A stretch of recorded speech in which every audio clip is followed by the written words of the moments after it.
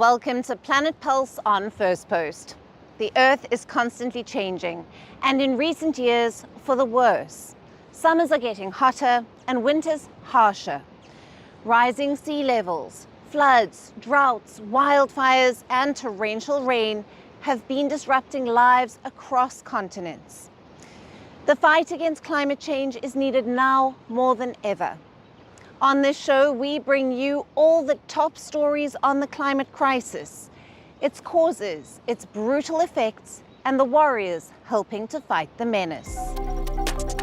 Typhoon Bualoi has really hit Vietnam hard. Winds have ripped roofs off houses and uprooted trees in several parts of the country. Floodwaters have rushed through the streets, cutting off entire villages. Power outages have left tens of thousands of families in the dark, and both airports and rail services have had to shut down because of the storm. So far, the typhoon has claimed 36 lives, injured 147 people, and left 21 others missing. Authorities have managed to evacuate over 28,000 residents, but many are still stranded in dangerous conditions.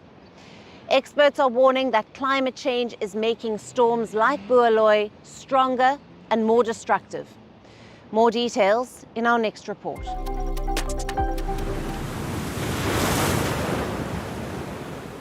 Vietnam is reeling after Typhoon Bualoi tore through its northern central coast, leaving 51 dead, 14 missing, and 164 injured.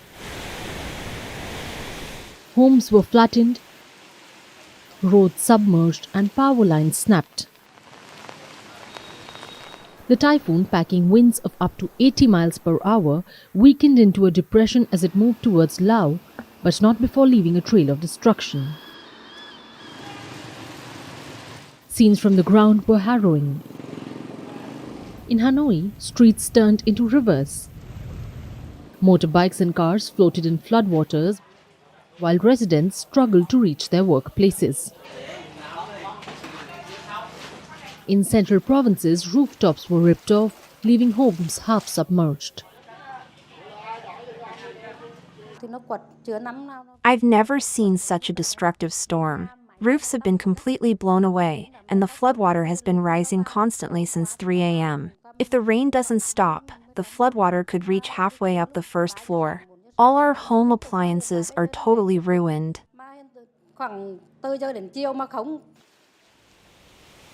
The government had evacuated over 28,500 people before the storm. But many fishermen remain missing, their boats washed away by waves reaching 26 feet.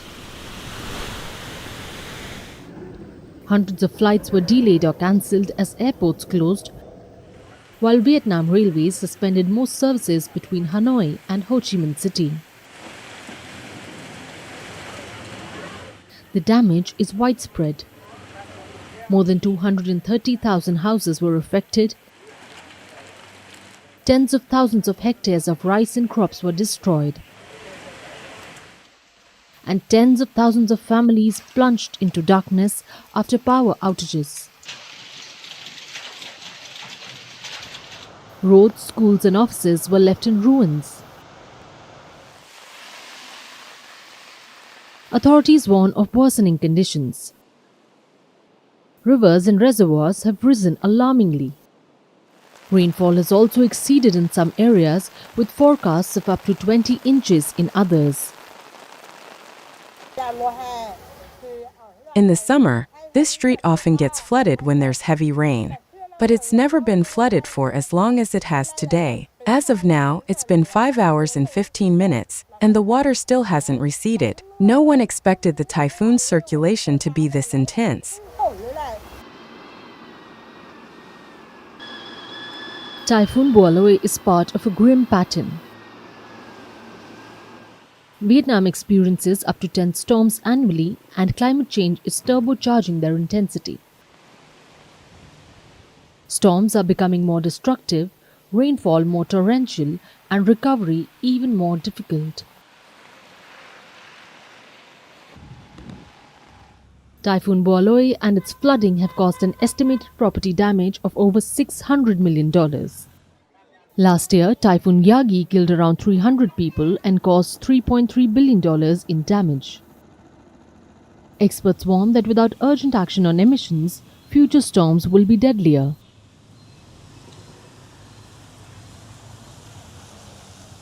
Because of global warming, you will have more moisture in the atmosphere, and water temperature is also high, and therefore you would expect to have once the storm develops, it has more energy, and so you can expect the storm to become even more intense in the future. The Vietnamese Prime Minister ordered troops and police to assist in rescue operations.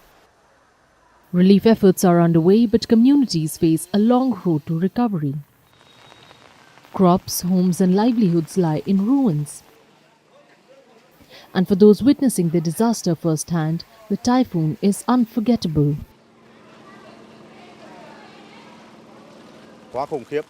It was terrifying. In my 38 years, I haven't seen a storm with such a powerful gust of wind. I could not sleep because the sheet metal roof was shaking violently while my door was blown open. It was beyond anything I could have imagined.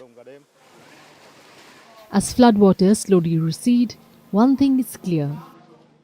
Typhoon Bualoi is not just a storm, it's a warning. A warning that the climate crisis is here, intensifying and demanding urgent action. And as Vietnam cleans up and rebuilds, the world is left watching the waters rise and wondering which shores will feel the next blow.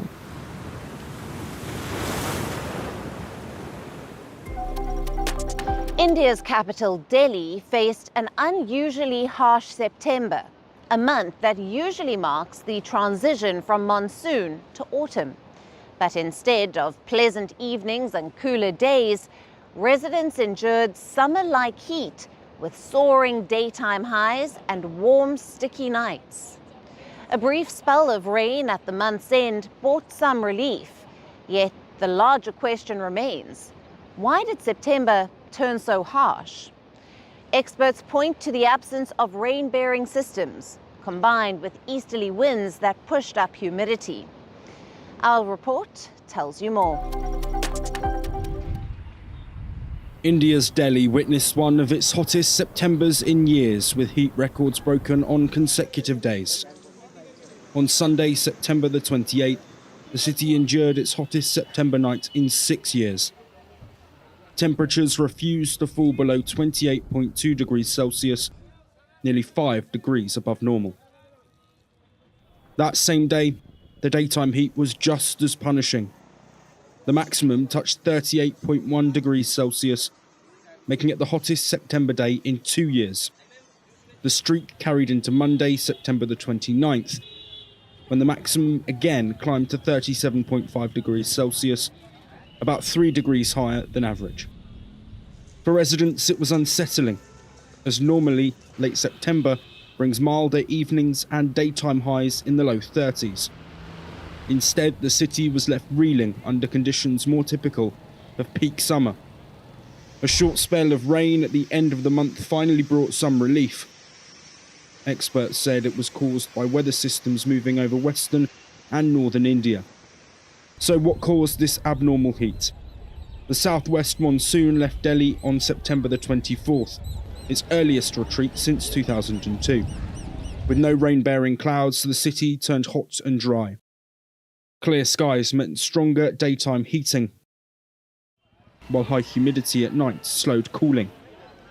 Humidity levels between 54 and 85% acted like a blanket, trapping heat near the ground and keeping nights unusually warm. Easterly winds also played a role. They carried moisture that kept the city sticky at night, while at the same time blocking smoke from farm fires in the northern states. According to the Indian Agriculture Research Institute, 130 stubble burning cases had been reported this season, mostly in Punjab and Uttar Pradesh. But their impact on Delhi's air quality remained limited. In fact, the city's air quality index improved to 120 on Monday, down from 139 on Sunday. If farm smoke had been trapped over Delhi, the conditions could have been far worse. There was some relief in the forecast though. The Indian Meteorological Department predicted cloudy skies with light rain or drizzle for the days ahead, which was likely to bring temperatures down. By October the 5th, the minimum is expected to drop to around 23 degrees Celsius, while the maximum could hover near 32 degrees Celsius. Delhi's unusually hot September showed how changing weather is disrupting seasonal patterns. Such shifts can occur naturally, but experts warn that human-driven climate change is making them happen more often.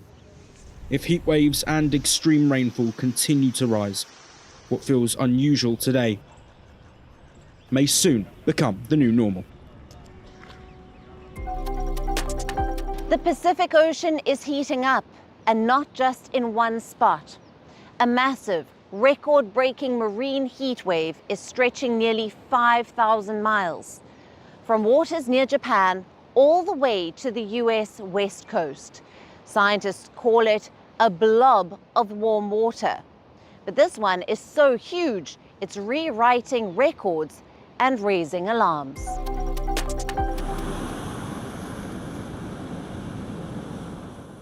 Imagine this, a stretch of ocean the size of a continent, running thousands of miles, shimmering with unusually hot water. That's what scientists are tracking right now in the North Pacific. This heat wave isn't just breaking records, it's smashing them.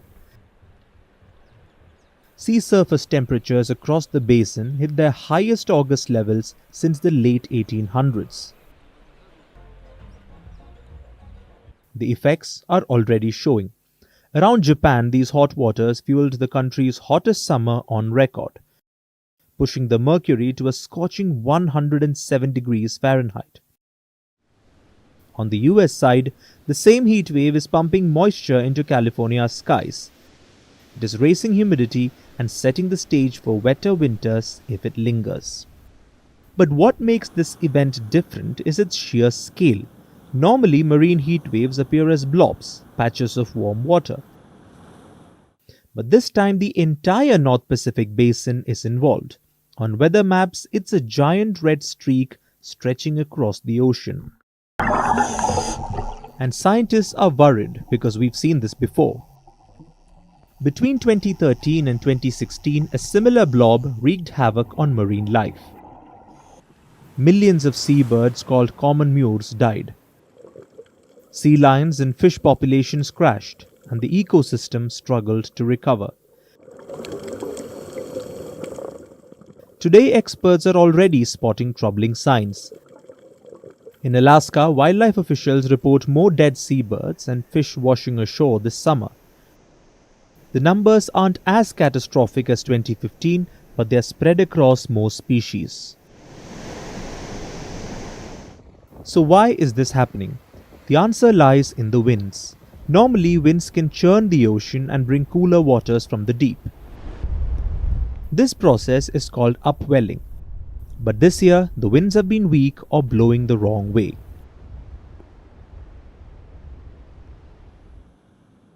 Without that natural cooling, the ocean's surface gets hotter and hotter. Add human-driven climate change to the mix and the problem grows. The North Pacific has warmed faster than any other ocean in the past decade. Scientists say the fingerprint of climate change is written all over these heat waves. The big question now is, how long will this blob last? Some oceanographers believe it may fade as strong winter storms stir the waters and release heat back into the atmosphere.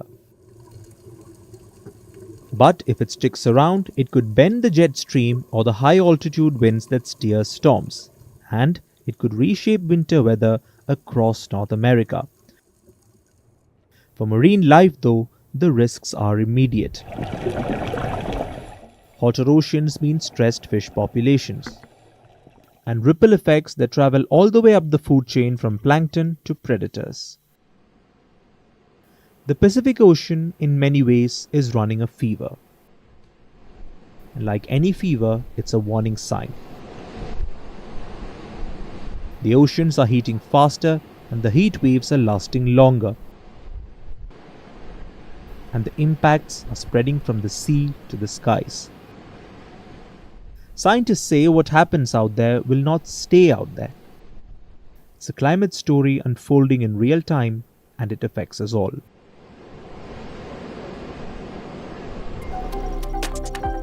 And that's all from Planet Pulse for today. We will see you again at the same time next week. Thank you for watching. Stay tuned to First Post.